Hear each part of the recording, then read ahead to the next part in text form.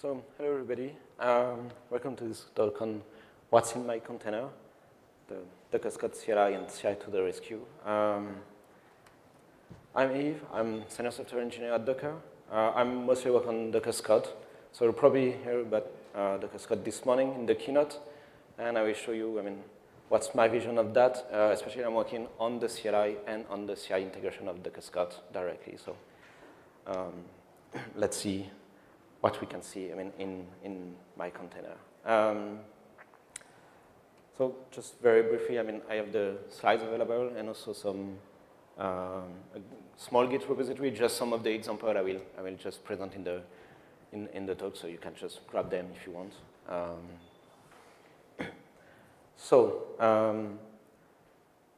First thing, let's just start with some kind of story we all have as a developer. So I'll just take one application. Let me just, yeah, it was one after. So I will just take one small application. It's a Go one, but it doesn't really matter for the talk, and see what we can do with that. So first, my application. Sorry, it's a very, very small Go application, and I can just run it. DockerCon. So yeah, it's just very, very impressive application, just saying hello, DockerCon. That's good. A lot of stuff just starts with some very basic application like that. And now, where the story really begins, in most of the time you have some product input where, okay, I want to do some changes. You need to do some changes. I want to render that HTML and to read the input as Markdown. So let's just do that. So it's just, yeah, I did a lot of hard work. Mostly I did one function in my code. I'll not go in the details at all. And if I just run it as before, yeah, I just have my changes. And I can do Markdown. Okay, so everything is good. The next step, most of the time, is I will create my pull request. This is where you will have all your changes, your build. Someone will probably review that, and you will decide to merge it and deploy. Everything's okay, the code is clean, it's good. And then it just doesn't work. It's like maybe the deployment has been gated because there's a vulnerability somewhere. And there's a vulnerability, you stop, you go back to your code, you start again you open a new branch, you try to fix the issue, etc. So, it's working. You didn't push anything wrong in production. But the main question is, how can we do that better? And the idea is to shift on the left. Shift on the left is more like if you visualize your workflow, you start with the requirement, you have your code, and at the end, you have your deployment. The way we stop the deployment is very far on the right. What we want is to push that on the developer side, more on the left. So for that, we need to find the issue earlier, and we just want that nice for developers. I'm a developer, I'm not a security person, I want to be nice with me. And I want to waste time on that. That's not my full job, I prefer to just write some code. So the first thing we can do is just set up some continuous integration. We will do that with some GitHub action. So let's do that. So yeah, I will add this code. I will not go into the detail of the GitHub action. If you want to know more how to build images, etc., there's a tool, I think, right after in this room with Kevin that will just explain you that part better. So let's just admit we have the GitHub action, we have the image build. But now what I want is to find my issue, maybe my vulnerability right now. So let's do that just to clean my branch, and I have my GitHub action changes, and so this one is pretty basic. It's just using the new Docker Scott action. And I mean, I just say this is my image. So this is the image I just built just above in the GitHub action. And I will just run 2 commands. So on my GitHub action, I want to think one of them is to just have a quick overview of my image. Just want something small.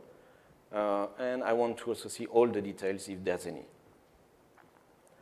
So what will happen in the commands of the pull request, I will have this command that will be generated by the GitHub action when it will run. So basically just say, okay, this is the image I just run, and there's the vulnerability here. So that's why it has been blocked by someone else, maybe a security team somewhere. There's also some information about my base image. But here, I mean, the base image is right. So it's in what I'm doing that I'm introducing something bad. So this has been generated by the quick view part of the GitHub action. And there's also this way bigger command that is the CVs one that will go more in details about my image. So the first thing is just some information about my image. So again, I mean, my reference, the digest, the global vulnerabilities of for my image. I can have also all the details about my base image. So I know it's an Alpine 3.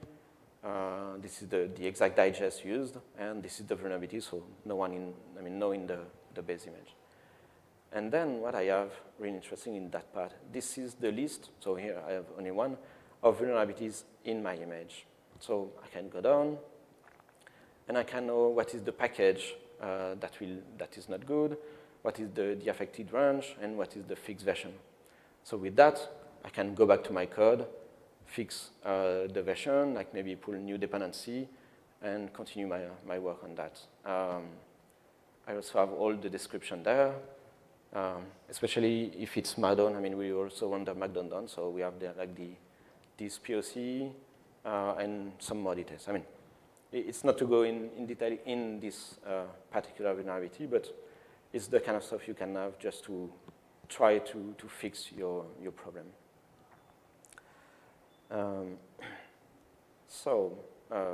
With that, yeah, so it will create the different commands. With that, the cool thing is I push my changes, and I can see already that there's an issue. We can also just fail the build just because there's one vulnerability if we want.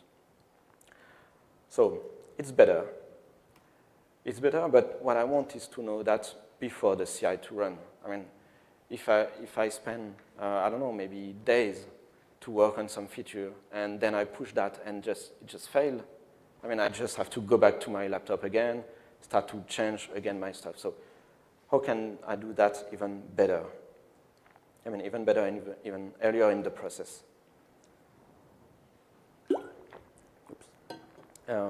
So what we will do is we'll try to do the same thing on the CLI directly on my machine, even before to push anything. So let's do the stuff locally. So the first thing I need is to build my image. I will not, go in the detail of the build. It's just to have something. So it will just, yes, pretty fast. So I have my image. I can run my image just to see it's working. Yeah, everything is working. That part is good. But now what I can run is the same kind of command I'm running on my GitHub action, but locally. So I have this Docker Scott quick view command. And then if I run that, yeah, I have my new, my output that just say, hey, you have one vulnerability. So if I just run that right after my Docker build, I know something is wrong and something that will be blocked probably by my CI later. So I can fix that just right now. So we have the equivalent of the quick view from the GitHub action. And I also have the exact same for the CVs. So if I run the Docker Scott CV command, it will do the same thing. Oh yes. Okay, so it will give me a quick overview of my image. and the list of vulnerable packages. So, I mean, it's exactly the same results, but just have more details, and especially what really interests me is the fixed version here. So I know what I can do with that. Then I have more filters on this command, so I can, for instance, display more details. So all the details I have in the GitHub action, I can also have them here. So it's just these Docker Scott CVs -- details that will just, display exactly the same thing. So it's not enabled by default because if you have sometimes a lot of vulnerabilities, it can be really, really big. But just enable it when you want. And it also renders the Markdown and the code, so you have something that is pretty interesting to read. Okay. One other thing, I mean, because Docker Scott is not just about vulnerabilities, is we can have different views on my image. So one thing maybe I like to see is all the packages inside my image. So I can use the same command with just a different format that will just display all the packages of my image. All right, so this is everything I have in the final image. So like this, I mean, I can see the one with vulnerability, but I can also see all the other, like the APK from the Alpine image. Again, sometimes that can be quite big. I mean, it's pretty common to have images with hundreds of packages. So I can also just see, like, I want to only see the vulnerable packages, because that's my main focus. And this output is pretty nice. I mean, there's not that much details. But most of the time, if I just want to know what's wrong and how to fix them, I mean, it's OK. Sometimes I just grab the latest version, and it will be fine. So it's pretty short, and it works pretty well for that. OK. But can we be even faster than that? Because I started with building my image, then looking at the result of the build, I mean, with the Docker Scott command. But I want to be that even faster. A build sometimes can take minutes or maybe hours. I hope not, but it happens. But even if it's like 1 or 2 minutes, I don't want to spend 2 minutes. I mean, it's too long. I just do my Docker build and just, OK, I'm waiting. So I will do something else.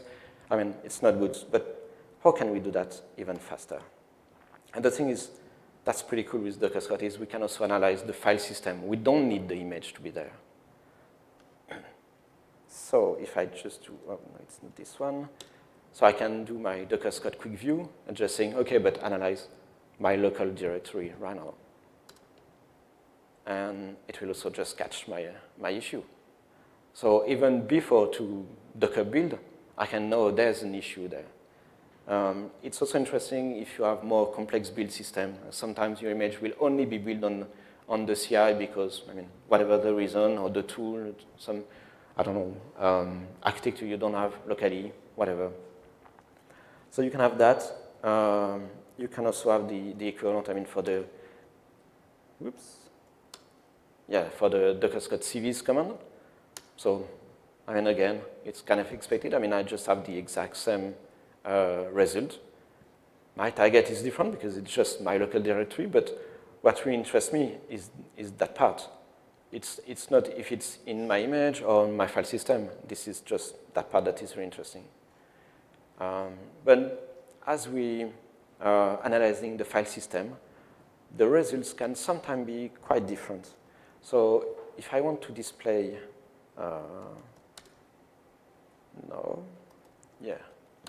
if I want to display the packages based on my local directory, they are not the same because I don't have the packages of my image. I'm not inside an image. But what's cool here is I can see all this GitHub. So this is the GitHub action that I will run on my CI. They are in my source code. So I can analyze them. And if there's something wrong there, I can know it. And I not only want to know what's wrong in the final assets, I also want to know what's wrong in all the different parts of my build system. So I can also find some issues if there's any here.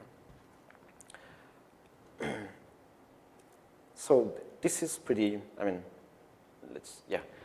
This is pretty good. I mean, so I went from my deployment had been stopped because there's something wrong to the CI, and now on the CLI, and even before I build my image, I can see my change. I mean, the result of my asset, and I can stop the work there. But what I want to see also is not just the final state. I mean, what I want to see is the impact of my change. I started by creating a pull request. I started with some changes in the code and in my dependencies. And maybe I already have some issues, I mean, issues of vulnerability inside my image, and maybe I can't, for instance, change my base image because that's someone else is doing that. So what I want to know is, I did a change. I want to see what's the impact of this change, not the full story of the asset.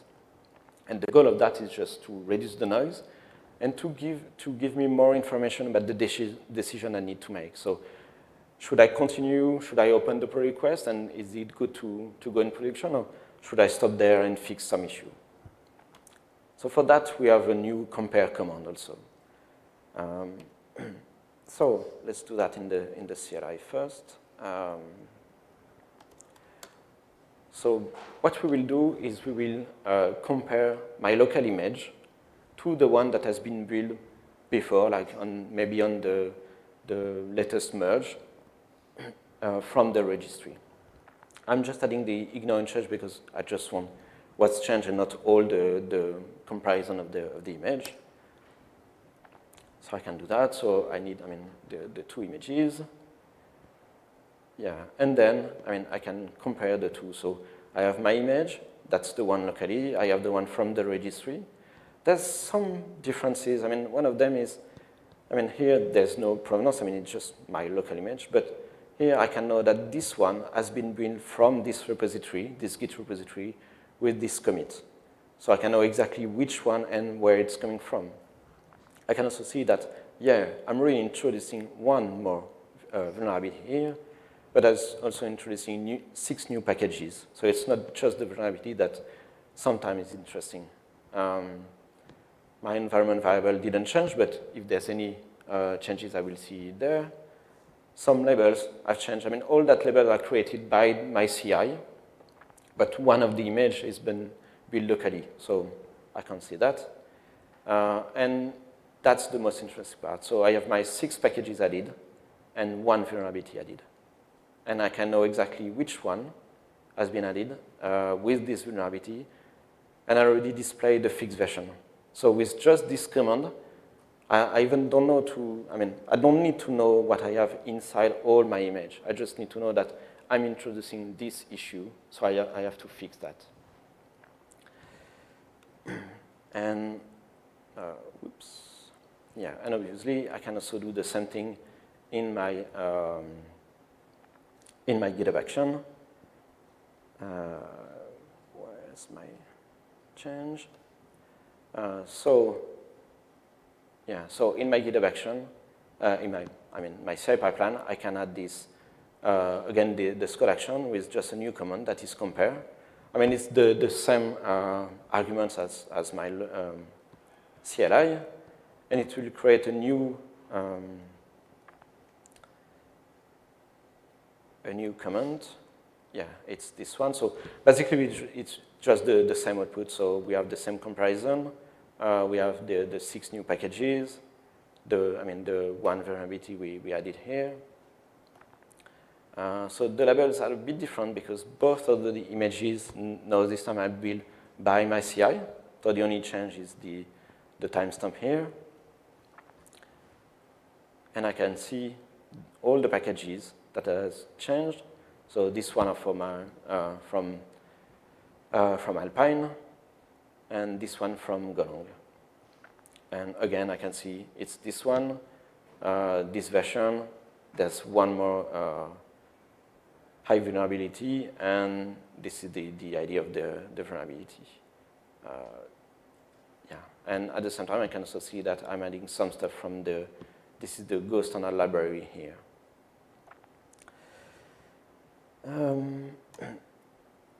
Where is my, yeah. So one thing I mean, this example is very, very simple. I mean, the one is just, I'm just adding one Go package. But most of the time, I mean, you have way more changes. So just to see how it's working, I just build two images. It's just two images containing some node based on the node image. One of them is the default one, the latest one. The other one is the slim one.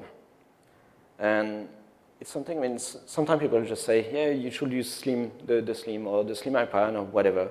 But what really it means, most of the time, I mean, the only thing that people will say is, yeah, it's smaller. Okay, it's smaller, but it's not magic. I mean, there's a lot of changes between these two, and sometimes you don't want some of the changes. So, I mean, I will not go through everything here, but just at the beginning. Yeah, so what changed? So yeah, it's smaller, like 300 megabytes less, and 400 packages less. So we still have 300, but 400 less, it's a lot. But the problem is, maybe there's something that is important for you in the 400. So you have to know that. We can see also there's less vulnerabilities. Obviously, if we remove some packages, there's a good chance we remove some vulnerabilities at the same time. But the thing is, I don't know, I mean, if I pick one, yeah, maybe there's the Git one. Maybe I need Git in my image.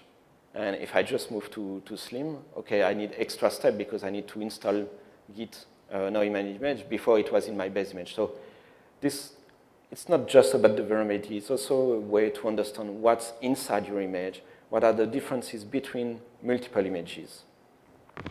So this one is, I mean, it's a bit special because we just remove packages, but I don't know, sometimes you also like upgrade a base image from one major version to one other major version, and you will have a lot of changes. Some packages removed, some packages updated, some packages added. So it just gives you more details about what's inside your image exactly and what is the impact of your change, and not just saying that, okay, it's slim, it's smaller, and that's it.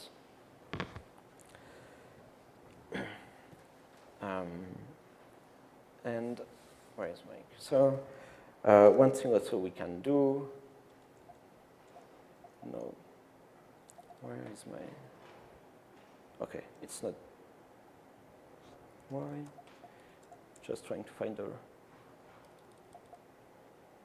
okay, let me just take the previous one.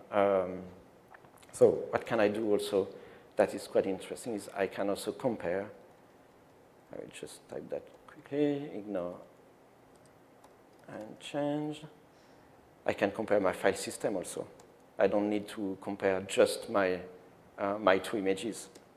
And I want to compare that against the one I pushed. DC23.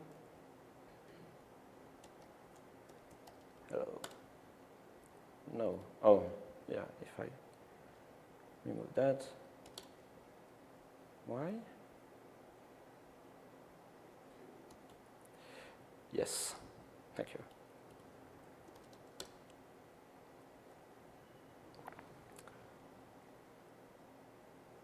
All right, so the same way as before. I mean, I don't need, yeah, sorry, there's some wrapping there. I don't need to compare to my local image. I mean, I can just compare my source code. So this one is a bit weird because I'm comparing on one side my local directory and on the other side an image. But I can also just filter that and say only package type, Golang, for instance. And this is exactly what I want. On my local machine, I work with my Go toolchain. I just have that. I don't need my image. On my CI, I build the full image. And I want the difference just for Go because I'm working in Go. And so I know exactly that I introduced that without to build an image on my side and with relying on the one built by my CI. So with that, I mean, we're able to compare images. So we're able to understand a bit more the impact of the changes. But I don't want to just compare with latest or anything else. What I want to compare, maybe, is just to understand what is the change between what I'm introducing and what is running right now in production or in staging or whatever the name of your, of your environment. So that's what we're adding. We can add some environment notion on top of the images. So the idea of the environment is to record an image and to say, okay, this one, so maybe I will do that in my CD pipeline. This one is running right now in production, and this one will be run in staging. And I want to compare all this stuff. So let's just do that. Right, so I can add a new Scott action there. It's the common environment. Again, my image that I just built, maybe, and I just want to add this production environment. So I will pick the one I pushed, and I will just record that. So where is my, yeah, so I will have, this is the action here, and if I just go to the checks, where is my, no?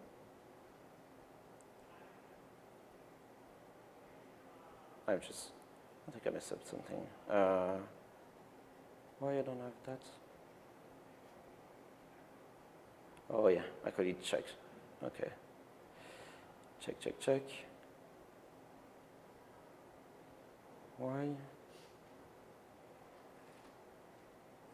Oh, no, sorry, it's just the pull request, so it's not there yet.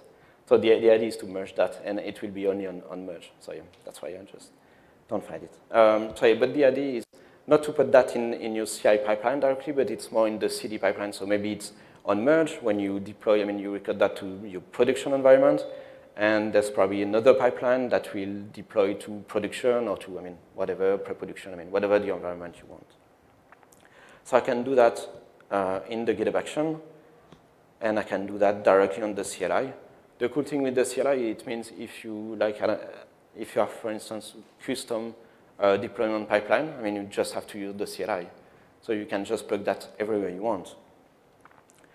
So let's do that right now.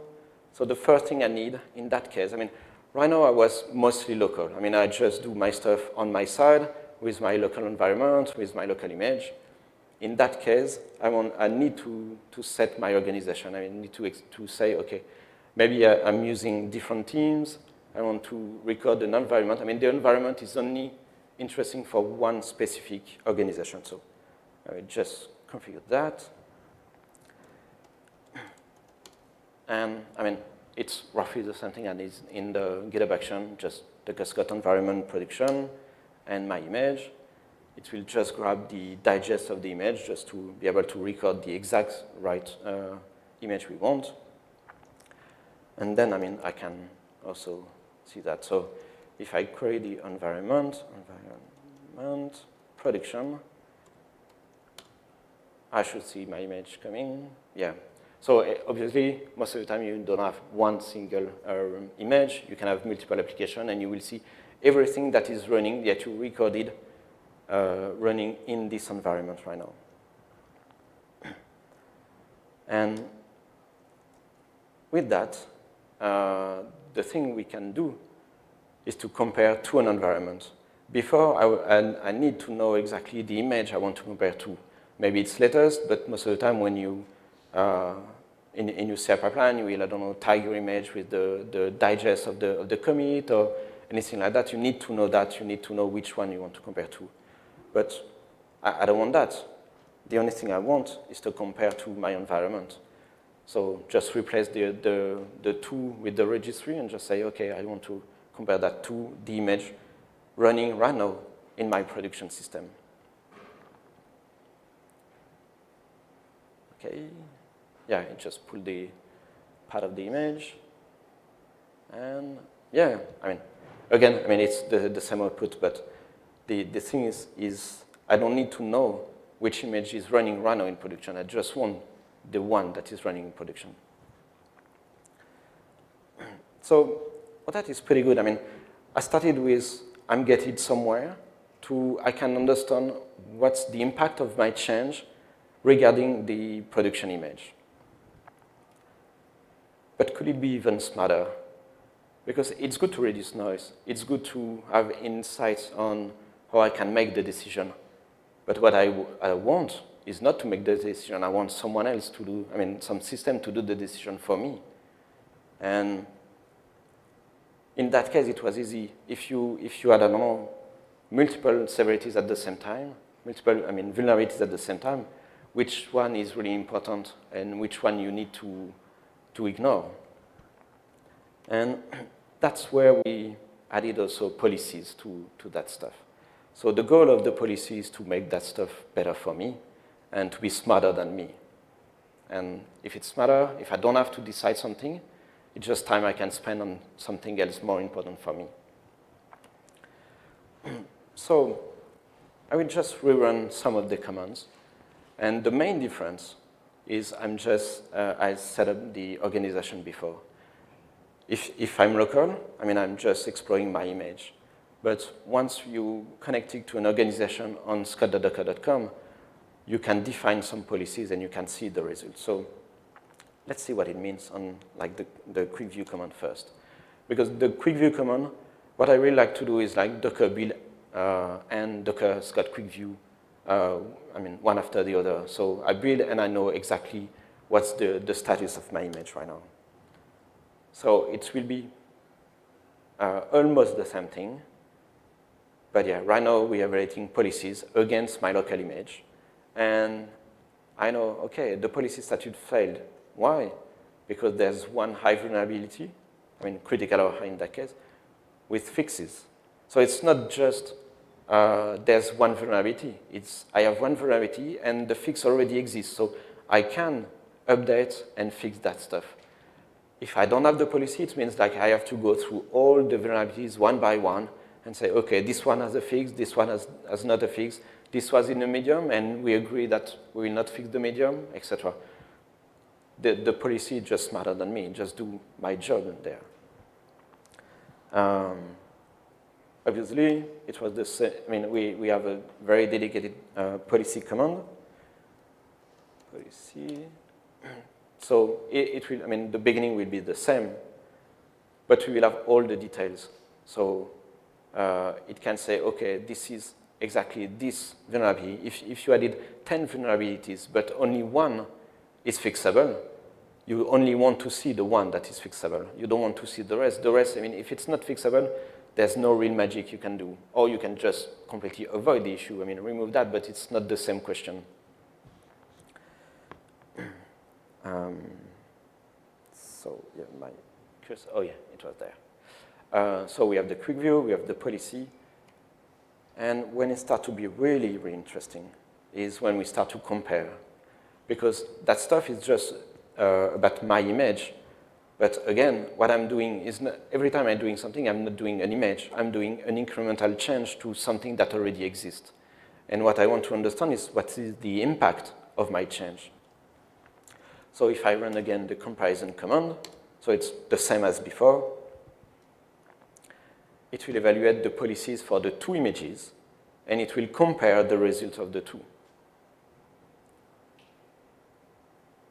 One of them, just if we see that, one of them is evaluated locally.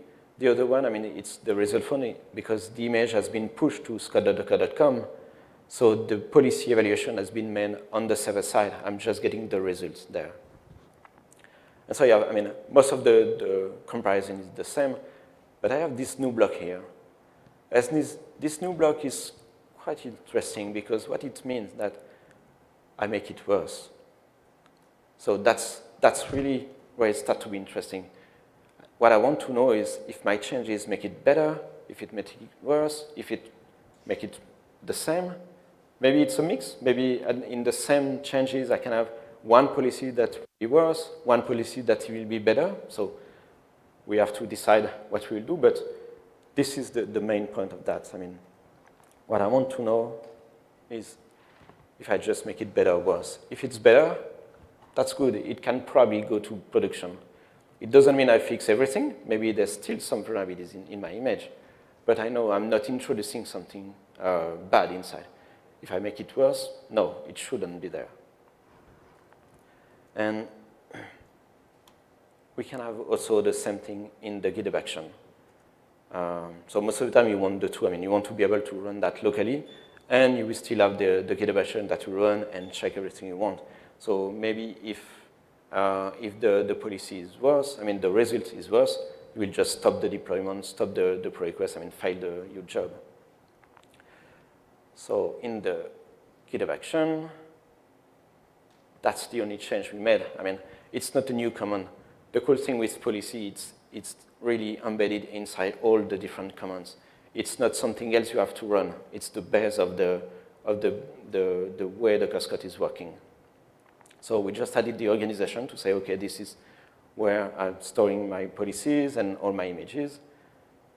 And if I go to the different commands, I mean, like on the CLI, I can see the status of the policies for my image in the quick view.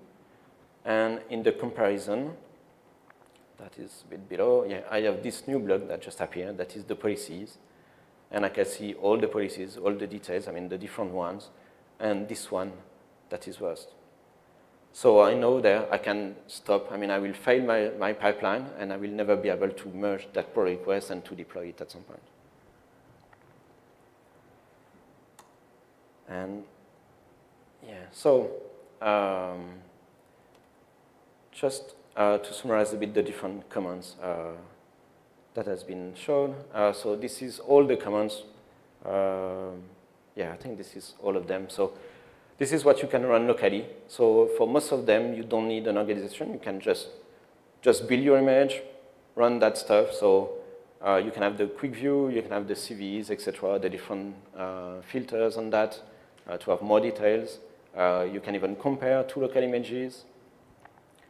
And you saw probably on some command there was some prefix like local, registry, etc. It's to be able to control the way we discuss with the images. Sometimes you want to compare the local one. Sometimes you want to compare the one on your registry. Sometimes you also just want the same behavior, your Docker run or Docker run. So pick the one local. If there's no local one, get it from the registry, but you can control that stuff. The cool thing with that stuff is you can also compare, I mean, that's what we did, the exact same tag of the exact same image, but the version on your local machine and the version of your registry. And obviously, we have the FS for your file system. There's two more that are less used for archives and OCI directory, but that's the main one you probably want to use. And the GitHub action, so the way it's working, I mean, you have this Docker collection, and you can use different commands, so the quick view, the CVs, the compare, and you can run all of them at the same time if you want also. It was like in this one, if I just go back here. Yeah, we have this quick view, comma CVs. In reality, I can also, I mean, the compare I could have added here. So I have only one run, so it will be faster. I mean, because we don't have to check again the image. We'll just run everything at once. So you just have one block you put in your GitHub action, and that will just do everything you want. And yeah, I added some links. So there's a lot of documentation we added to the CLI. There's some quick start guide also in the docs.docker.com. So if you want to start with Scott, there's a lot of explanation there. And the two also projects. So this one, the Scott CLI, is where we're putting the release of the CLI, and the Scott action, I mean, for the Scott action. And that's it for this part. So thank you. And I think we have 5 minutes if there's some questions.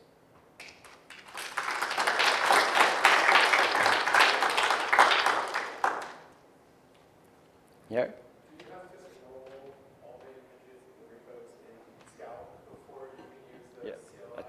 Sorry, can we just use the mic, or just so? And I think it will be recorded that way. Do you have to enroll the repos in Scout before you can use all the CLI No. No, you need to enroll set up your repository only if you're using some of the commands, like the environment feature, the policies you need, because you need to store some data on the server side. But if you just want to see the quick view of your image, if you want to see the vulnerabilities of your local image or any other image, I mean, it can be in other registry, you don't need that. Yep. Yeah, there's one here. First of all, I just want to say I'm really impressed with the tool. It's the scenarios you've covered here, the level of polish and everything, it's amazing. So you did a great job. The question that I had, though, was, is it possible to inspect an image in such a way that it only reports vulnerabilities for packages that are actively used within the image, as opposed to ones that are just installed and not in use? Oh, I think not right now. I don't know if we have any plan for that. It's a great question. I mean, in many images we have a lot of wasted stuff that never been used. I can say that right now, no, but maybe one day, I don't know. The problem is to find exactly what is used is not always that easy, because you need to be plugged with the execution, and especially on some like dynamic languages, it can also change over time. So yeah. Just there's a talk tomorrow called "Cut Through Vulnerability Noise with Runtime Insights" tomorrow at 1:45. That'll talk about that. Yeah. It was also kind of mentioned this morning, Keynote assistive integration. So basically that's what's going to allow that. Okay.